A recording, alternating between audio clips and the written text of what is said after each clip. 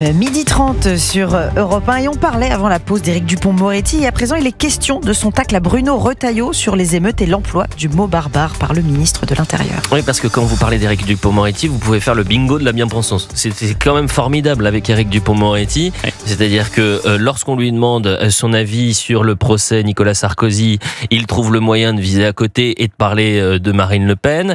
Et puis là, quand on lui demande de parler de Bruno Retailleau, ça le dérange que Bruno Retailleau soit, comme des millions de Français, scandalisé par ce qui s'est passé le 31 mai 2025 au soir de la victoire du Paris Saint-Germain en Ligue des Champions.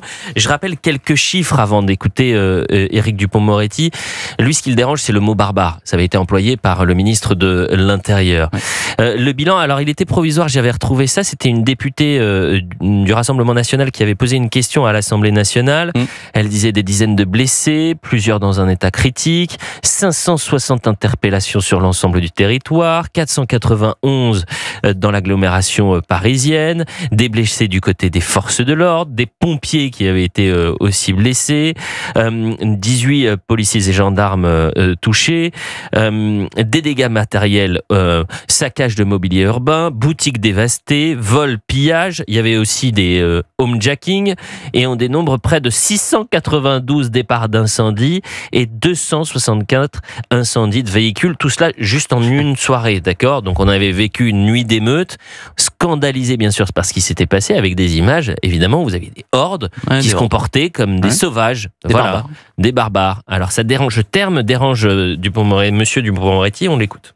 Si on appelle un gamin qui va voler après la victoire du Paris Saint-Germain un maillot de foot dans un footlocker, si on l'appelle un barbare, comment on appelle un barbare ? C'est quoi cette surenchère des mots ? Est-ce qu'elle est utile et est-ce qu'elle apaise notre pays ? Alors, il faut juste préciser, ça s'appelle un pillard. Un barbare, c'est celui qui va arriver à 20, 30 pour tabasser un pompier, pour s'en prendre à des policiers qui tentent d'intervenir pour régler une situation qui avait basculé dans l'émeute dans Paris. Donc, et puis, vous avez vu le climat, le petit rire à côté, etc. Voilà, on est dans l'épicentre de la bien-pensance, Sébastien Ligné. La barbarie, vous savez ce que c'est, Monsieur Dupond-Moretti ? C'est trois jeunes. Là, moi, c'est Elliott Deval. Oui, mais j'imagine qu'il nous écoute. Oui, il écoute Europe 1. Ce sont ces trois jeunes cagoulés qui, au soir de la victoire du Paris Saint-Germain, ont débarqué dans un immeuble du 16e arrondissement, alors qu'il y avait une femme, sa fille et une amie, et qui sont arrivés avec des machettes. D'accord ? C'est ce qui est arrivé. Ils sont rentrés chez des gens. Ils les ont menacés. Cette femme, qui s'appelait Catherine, je crois, a perdu connaissance sous les coups de ces hommes cagoulés. Si ça, ce n'est pas de la barbarie, qu'est-ce qu'on appelle de la barbarie ? Mais en fait, ça me choque pas, parce qu'Éric Dupond-Moretti, c'est le ministre du mensonge, c'est le ministre de la falsification. Éric Dupond-Moretti, il a un problème avec la vérité, parce que c'est le ministre du sentiment d'insécurité, vous le rappelez justement très bien. Elliott, c'est le ministre qui nous expliquait en 2020 que la délinquance des jeunes n'a jamais explosé. C'est le ministre qui vous expliquait que le laxisme judiciaire n'existe pas. C'est le ministre qui nous a expliqué que la France n'était pas un coupe-gorge. Que ce n'était pas un coupe-gorge. C'est le ministre à qui on a promis les 15 000 places de prison, et quand il a quitté le ministère, il n'y en avait que 4 000 en plus.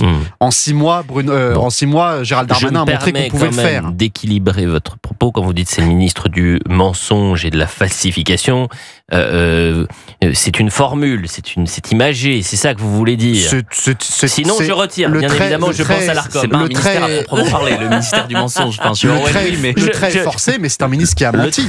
C'est un ministre qui a menti sur la réalité sécuritaire du pays. Olivier est en direct avec nous. Jules Torres, avant d'écouter Olivier qu'on salue. En effet, pourquoi Éric Dupond-Moretti refuse ce terme de barbarie ? Parce que la barbarie, c'est le résultat et la conséquence de sa politique. De la Macronie. Pourquoi il y a une barbarie dans notre pays ? Pourquoi il y a une horde de barbares qui pillent le 31 mai ? C'est parce que la justice ne fait plus son travail, que on a une insécurité qui est de plus en plus croissante, et que le politique, et en l'occurrence le garde des Sceaux pendant 4 ans, n'a pas réussi à endiguer.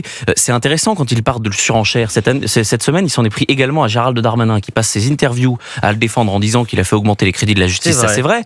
Mais le problème d'Éric Dupond-Moretti, c'était un problème d'idéologie. Il n'a pas compris dans quel monde nous vivions, et il n'a pas compris dans quelle justice on avait avec les Français, et surtout, c'est quand même quelqu'un qui ne voyait aucun problème à ce qu'en prison, par exemple, on fasse de la danse country, c'est quelqu'un qui voyait aucun problème à ce que on offre des massages à des détenus, c'est quelqu'un qui, le premier jour de son arrivée à la place Vendôme, jouait au baby-foot avec des délinquants, ça ne lui posait pas de problème qu'on fasse du karting dans les prisons, notamment à Fresnes. C'était le ministre, c'est pas moi qui le dis, c'était les oppositions, des délinquants et des prisonniers. Donc évidemment que vous êtes absolument hostile au terme de barbarie, parce que c'est la conséquence de sa politique. Et ce qui l'agace, c'est que Bruno Retailleau, il impose des mots dans le débat public, et ce mot de barbare, il est aujourd'hui dans le langage commun. Mot dans le débat public, au moment où Gérald Darmanin arrive au ministère de l'Intérieur, il dit « il y a un ensauvagement de la société », et au lendemain de cette déclaration, dans les studios d'Europe 1, Gérald Darmanin,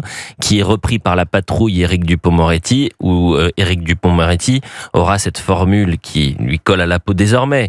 Le sentiment d'insécurité, il ne veut pas nourrir une sorte de fantasme, et il explique que la France n'est pas un coupe-gorge. Olivier, bonjour. Bonjour à tous. Vous nous appelez d'où, Olivier ?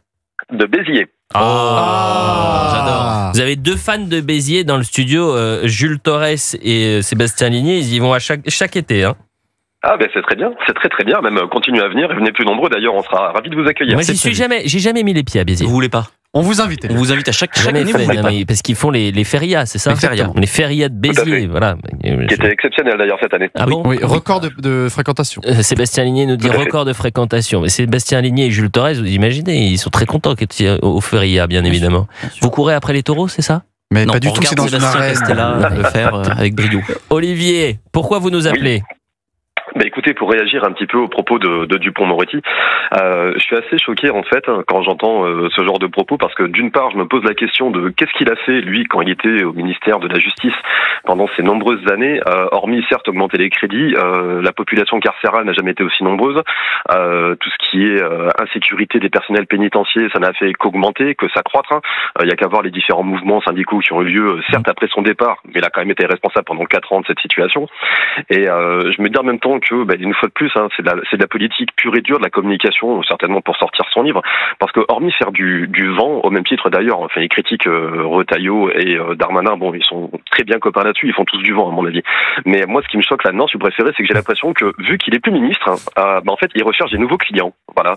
Donc il dit que ce ne sont pas des barbares, en fait. Pourquoi ? Parce qu'il va les défendre bientôt à la barre, donc forcément, il est bien obligé un peu de les brosser dans le sens du poil, si vous me permettez l'expression, parce que s'il commence à leur casser du sucre sur le dos, ma foi, il va peut-être se retrouver au chômage. Je ne sais pas s'il a repris son activité d'avocat. Pour le coup, il y a plein d'avocats qui vont à la télévision pour défendre les OQTF et les étrangers pour avoir des clients, absolument. Non, mais en revanche, ce qui m'intéressait, je ne suis pas sûr qu'il fasse ça pour ses prochains clients. En revanche, il est maintenant dans un univers qui est l'univers de la culture, le monde de la culture. Il doit s'adapter au discours.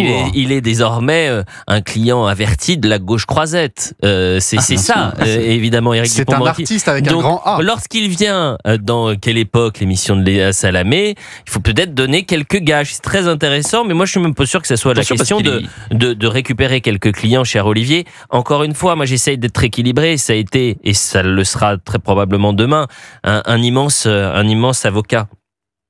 Il l'a été certes, hein, je l'ai connu, je l'ai vu une fois lors d'une audience, il faut admettre qu'il a un talent oratoire qui est assez exceptionnel. Maintenant, je pense qu'il aurait plus tendance à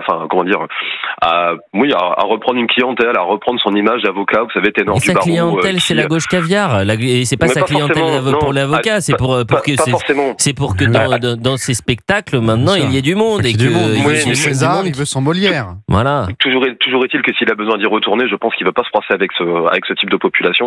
Il y a qu'à voir les personnes qu'il a défendues de par le passé. Je suis certain qu'il garde ça d'un côté de la tête, parce que si le côté culturel ne fonctionne pas, c'est pas gagné. Il aura toujours cette poire pour la soif, parce qu'il a été connu et reconnu dans le milieu du barreau. C'est un carton, son spectacle. Donc, peut-être. Mais pourquoi pas ? Moi, ce qui me plaît, c'est d'avoir justement des avis différents chez les auditeurs et des témoignages différents. Jules Torres veut réagir. On a la chance d'avoir Olivier. On peut quand même tous se mettre autour de la table et reconnaître qu'il a quand même une immense qualité, Éric Dupond-Moretti. Laquelle ? Il aime la corrida et il était au Feria de Béziers l'été dernier. C'est pas vrai. Et aussi à côté de l'air Robert Ménard. Avec Robert Ménard, bien sûr. Oui, mais non. Tout à fait, oui, son grand ami. Ah bah c'est intéressant. Je savais pas. Je savais qu'il était fan de Corrida, bien évidemment. Mais je savais pas qu'il était au Ferriviat de Béziers. Le deuxième jour, c'est vous dire. Un homme qui apprécie beaucoup Nice et que c'est un homme qui a du goût parce qu'il apprécie un grand restaurant. Je ne vais pas le citer parce que ça fera des jaloux, mais en tous les cas, il aime un très très bon restaurant. Comme un grand restaurant qui est. Oui. Vous êtes vraiment malin, Jules Torres. Olivier, on vous salue. Oui. On vous souhaite un bon dimanche. Merci beaucoup. Mais pareillement, merci beaucoup pour votre émission et continuez comme ça, c'est toujours intéressant d'entendre vos idées et vos arguments qui sont assez percutants, j'apprécie beaucoup. Alors, si vous parlez des arguments de Jules Torres, parce que ceux de Sébastien Ligny, ils sont compliqués. Merci beaucoup, Olivier.